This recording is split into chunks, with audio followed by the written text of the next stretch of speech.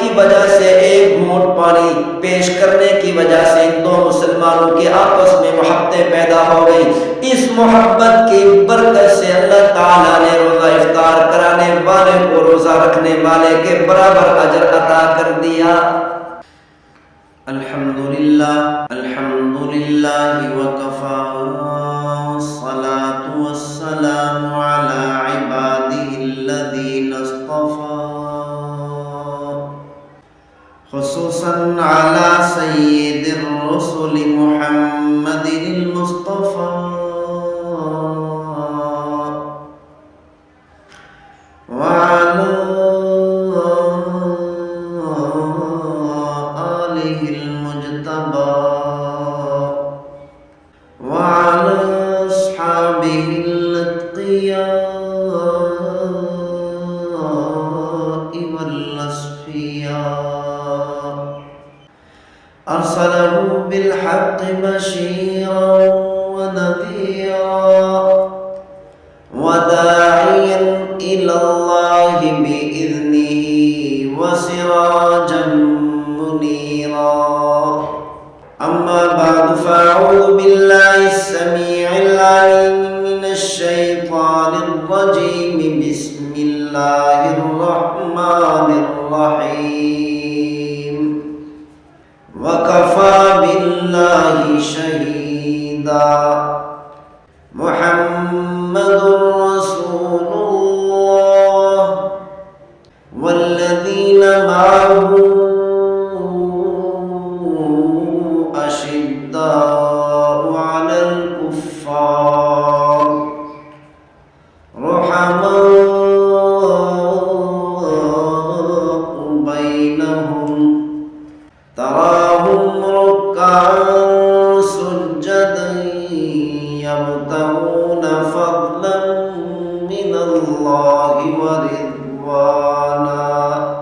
سيماهم في وجوههم من أثر السجود، ذلك مثلهم في التوراة ومثلهم في الإنجيل، قال النبي صلى الله عليه وسلم، من يسر على معسر يسر الله عليه في الدنيا والآخرة، أو كما قال عليه الصلاة والسلام، صدق الله مولانا العظيم وبلغنا رسوله النبي الكريم، ونحن على ذلك لمن الشاهدين والشاكرين، والحمد لله رب العالمين۔ يا رب صل وسلم دائما أبدا على حبيبك خير الخلق كلهم، هو الحبيب الذي ترجى شفاعته لكل هول من الأهوال مقتحم۔ میرے واجب الاحترام، قابل صد اکرام، معزز مکرم سامعین اعزام، اللہ رب العزت کا ہم پر بہت بڑا احسان ہے کہ اللہ تعالیٰ نے ہمیں امام الانبیاء، خاتم النبیین والمرسلین، سید الاولین والآخرین، احمد مجتبی محمد مصطفیٰ صادق صلی اللہ علیہ وسلم کا امتی ہونے کا شرف عطا فرمائے۔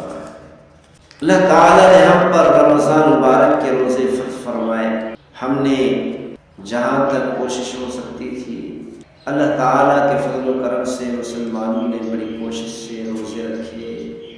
نمازیں پڑھی، تلاوتیں کی، نماز تراویح ادا کرتے رہے، قرآن مجید فرقان حمید کی تلاوت کرتے رہے، سماعت کرتے رہے، بڑی جد و جہد کی، بڑی محنت کی۔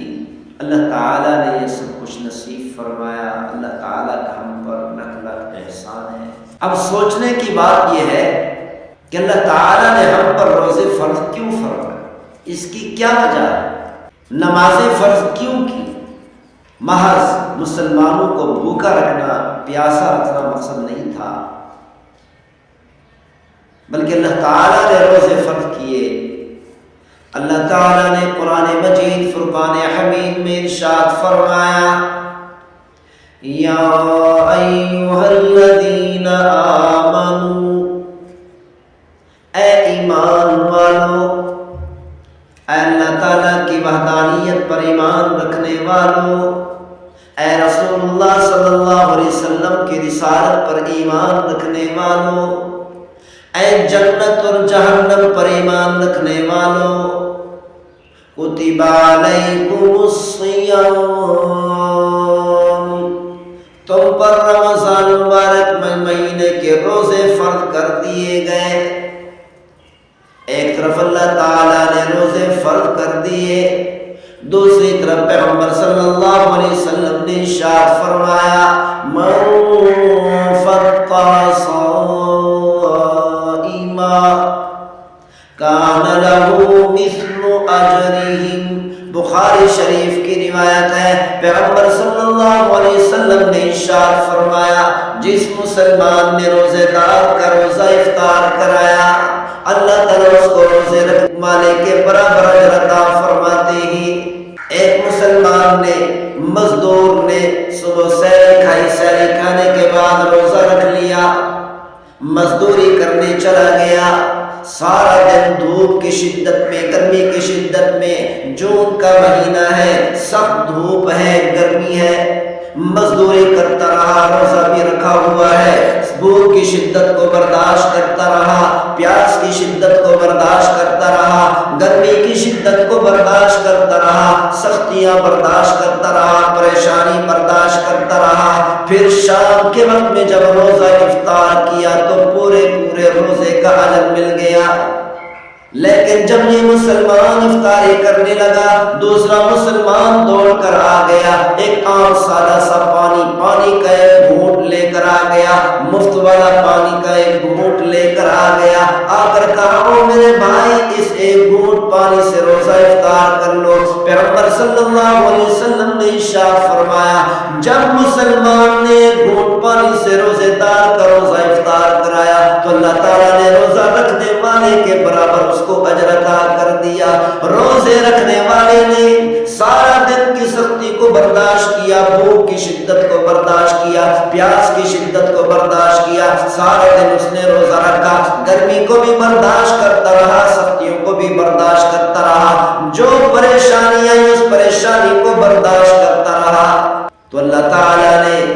اس مسلمان کو اتنی سختیاں برداشت کرنے کے بعد، اتنی پریشانیاں برداشت کرنے کے بعد، اتنی تکلیفیں برداشت کرنے کے بعد، بھوک پیاس کی شدت کو برداشت کرنے کے بعد اللہ تعالیٰ نے روزے کا اجر عطا کیا۔ لیکن دوسری طرف مسلمان جب یہ افطار کرنے لگا، ایک گھونٹ پانی کا لے کر آ کر اس کے سپرد کیا، اس کے سامنے پیش کیا، او میرے بھائی، اس ایک گھونٹ پانی سے روزہ افطار کر لو۔ پیغمبر صلی اللہ علیہ وسلم نے ارشاد فرمایا، روزہ افطار کرانے والے کو روزہ رکھنے والے کے برابر اجر مل گیا۔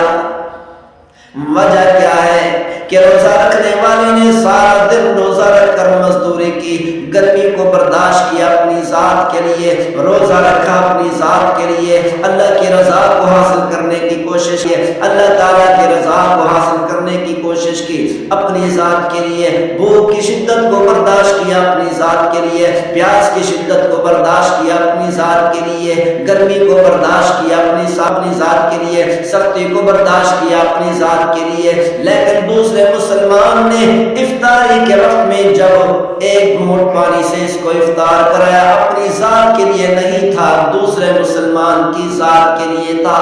روزہ افطار کرانے والے کی وجہ سے، ایک گھونٹ پانی پیش کرنے کی وجہ سے دو مسلمانوں کے آپس میں محبتیں پیدا ہو گئی۔ اس محبت کی برکت سے اللہ تعالیٰ نے روزہ افطار کرانے والے کو روزہ رکھنے والے کے برابر اجر عطا کر دیا۔